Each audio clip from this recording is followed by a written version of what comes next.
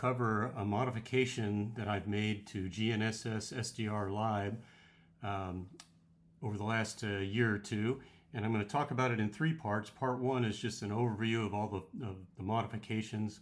Part two explains the hardware that I've used and the software mods further, and then part three is a demo of the program. So let me get started. First of all, on this part, I'll talk about GNSS-SDR-LIB background, why I've modified it, some of the features and limitations on this modification, and then the major changes that I've made. Some background on GNSS-SDR-LIB. It was released in 2014. It's a real-time software-defined radio implementation of GNSS acquisition, tracking, and navigation.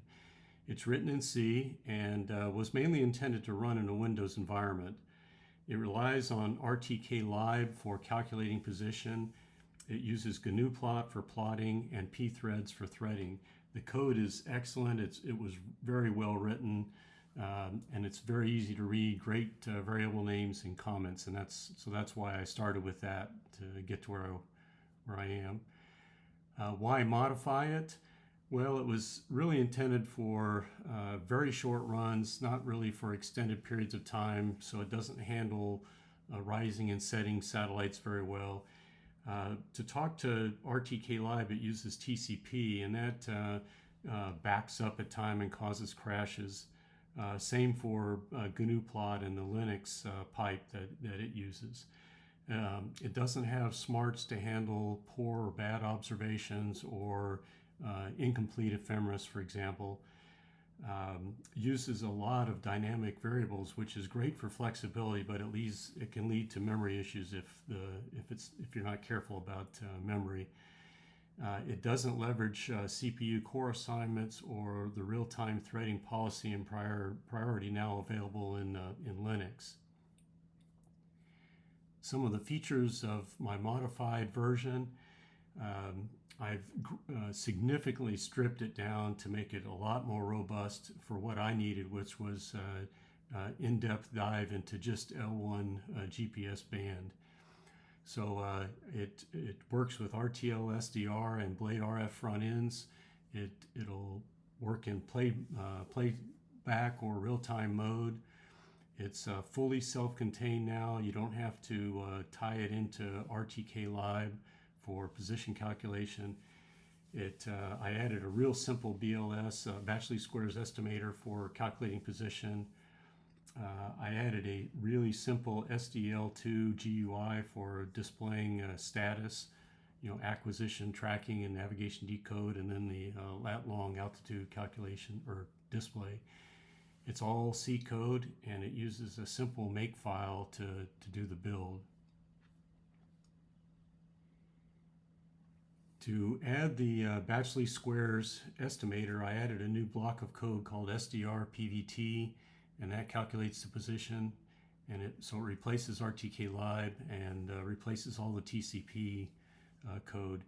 I removed a lot of code that was originally in SDR-LIB, all the RTCM, RINEX, Windows code, piping code, anything that's not GPS related.